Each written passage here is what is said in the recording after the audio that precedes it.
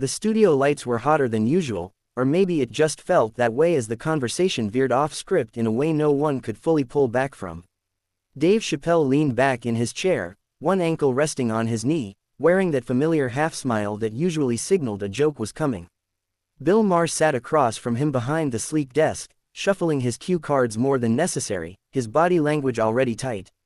The topic had started safely enough: cancel culture, comedy's limits, the shifting line between offense and accountability, but it didn't take long before the air changed. Dave spoke calmly, almost casually, pointing out how comedians had become the last acceptable targets for public moral crusades.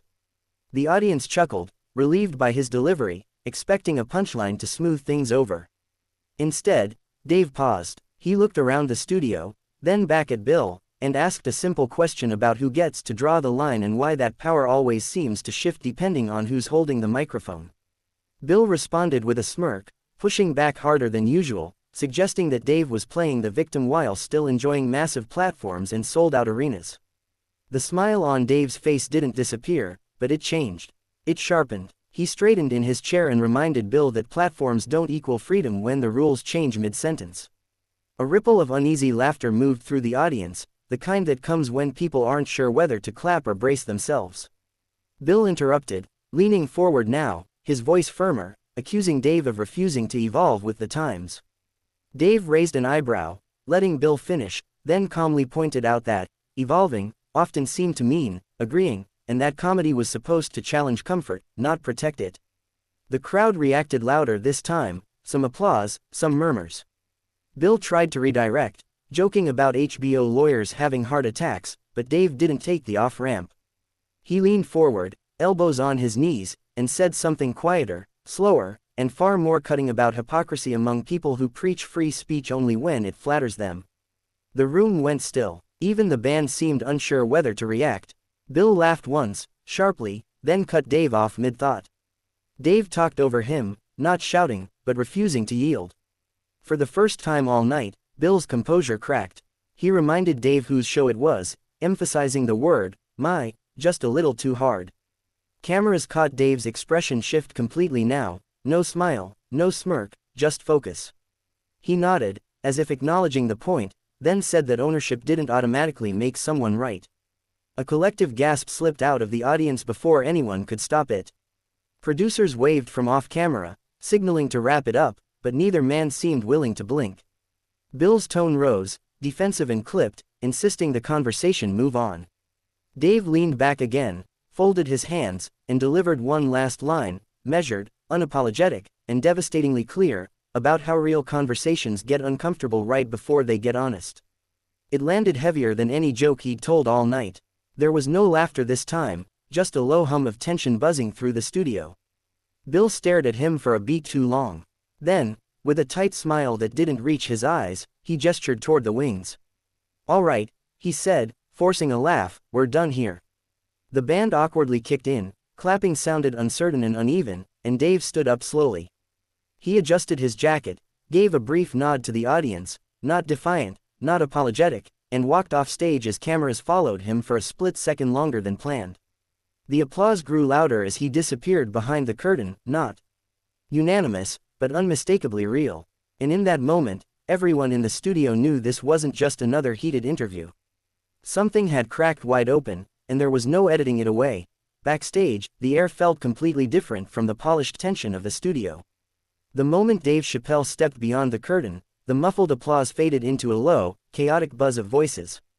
Crew members stood frozen in place, unsure whether to look at him or pretend they were suddenly very busy.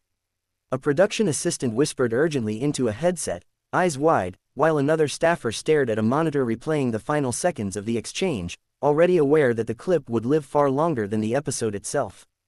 Dave exhaled slowly, not in anger, but in something closer to relief. He shook his head once, a faint grin tugging at the corner of his mouth, as if the night had confirmed something he'd known all along. In the studio, Bill Maher tried to reclaim the rhythm of the show, but it was gone. His next joke landed with a dull thud, laughter arriving late and thin. The audience was still processing what they'd just witnessed, some energized, some uncomfortable, all aware they'd seen something unscripted and uncontainable. Bill straightened his notes, filling the remaining minutes with a rushed monologue that felt more defensive than sharp. He smiled, but it flickered. When the cameras finally cut, he leaned back in his chair, jaw tight, staring at the desk as if it had personally betrayed him. Meanwhile, Dave moved through the hallway with unhurried steps. A producer caught up to him, apologizing in a rush, insisting it wasn't supposed to end that way. Dave listened politely, nodded, and said it was fine. "That's what conversations do," he replied calmly. "They end where they end." He didn't wait for a response before continuing toward the exit. By the time he reached his dressing room, his phone was already vibrating nonstop. Messages poured in from fellow comedians, artists, journalists, some congratulating him, some warning him, others simply asking, what just happened?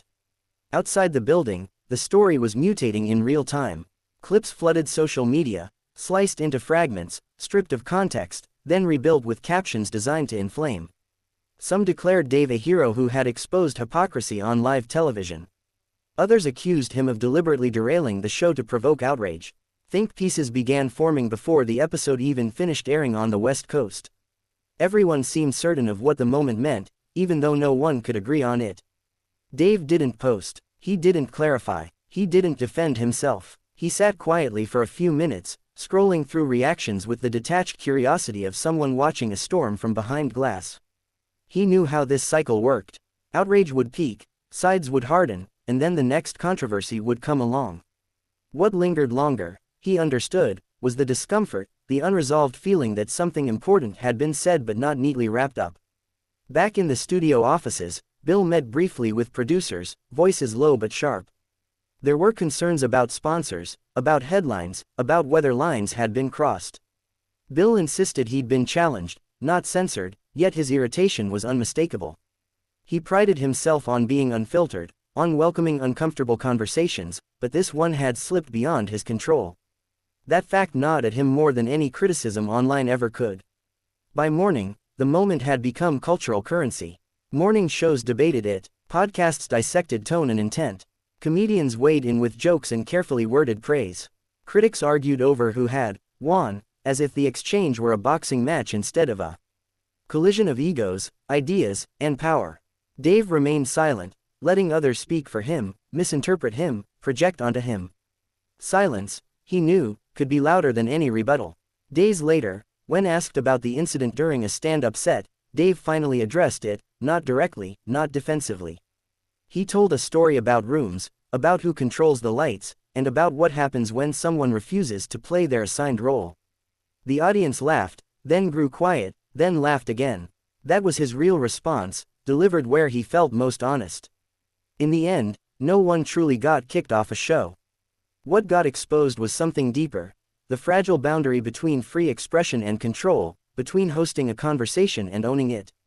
And long after the clips stopped trending, the question Dave had raised on that stage lingered, uncomfortable, unresolved, and impossible to ignore.